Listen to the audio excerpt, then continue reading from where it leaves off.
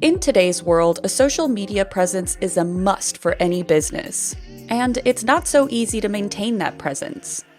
When Sonia launched the LMF Network's Instagram channel in 2019, she was terrible at it.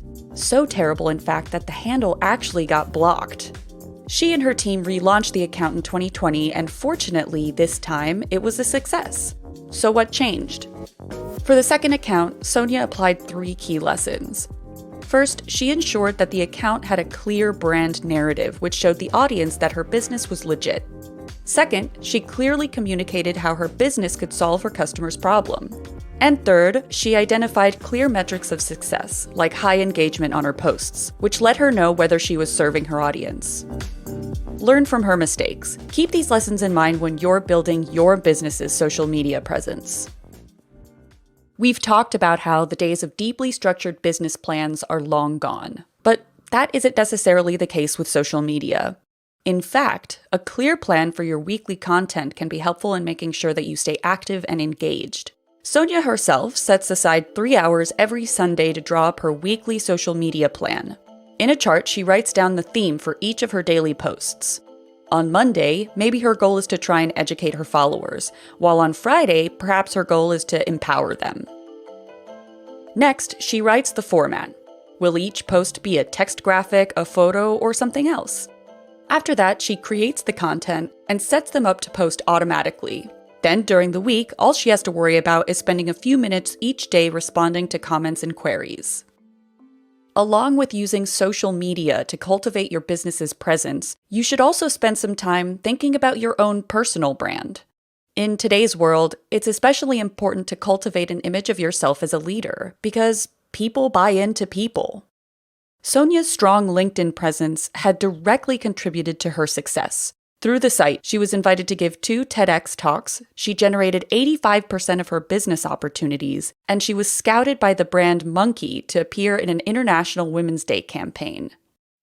To build your own LinkedIn profile, keep 3 elements in mind.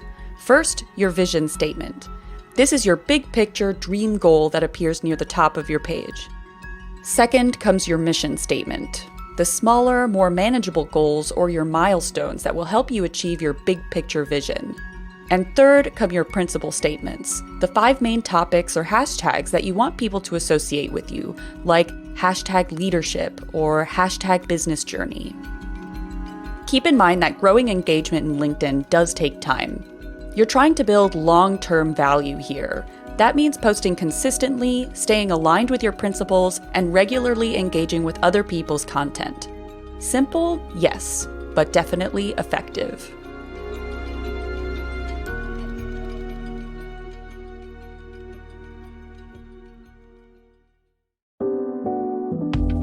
A strong network of business connections often translates directly into added value for that business.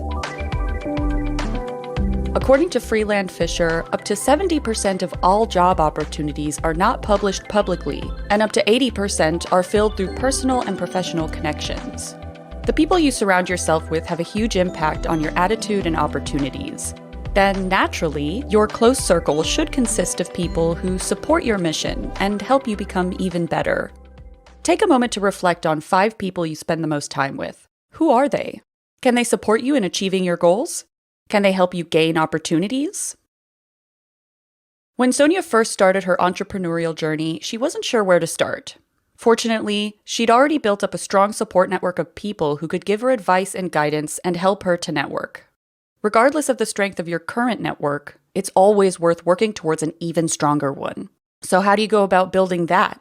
Step 1. If you aren't naturally inclined toward networking, cut out the negative mindset. It's time to start thinking positive. Oftentimes, we worry about what may happen when we enter a situation that makes us uncomfortable, instead of what we should be thinking. What have I got to lose? Like with social media, clearly defined goals can help you network better. If you have a clear agenda, when you enter a conversation, you already have an idea of how to pitch a request and follow it up later. In terms of increasing the size of your network, the internet is, as always, an excellent tool. Use social media to find and follow the hashtags that align with your idea, goals, or vision. Connect with other entrepreneurs who inspire you. You can message them directly or comment on their posts. After you've started to build up your network of connections, organize catch-up calls with your top 10 connections. Do it monthly. Ask them how you might be able to help them. Also, be sure to add any email addresses you get to a customer relationship management or CRM system. This should help you convert conversations into customers. Remember how in elementary school, teachers used to give out gold stars as rewards if you got a correct answer or behaved well in class? You probably saw it as an award for doing something right. You deserved it. But as an adult, you may have a hard time accepting any gold stars you receive. Maybe you feel like you don't deserve accolades, promotions, or recognition. This feeling is so common it has a name: imposter syndrome.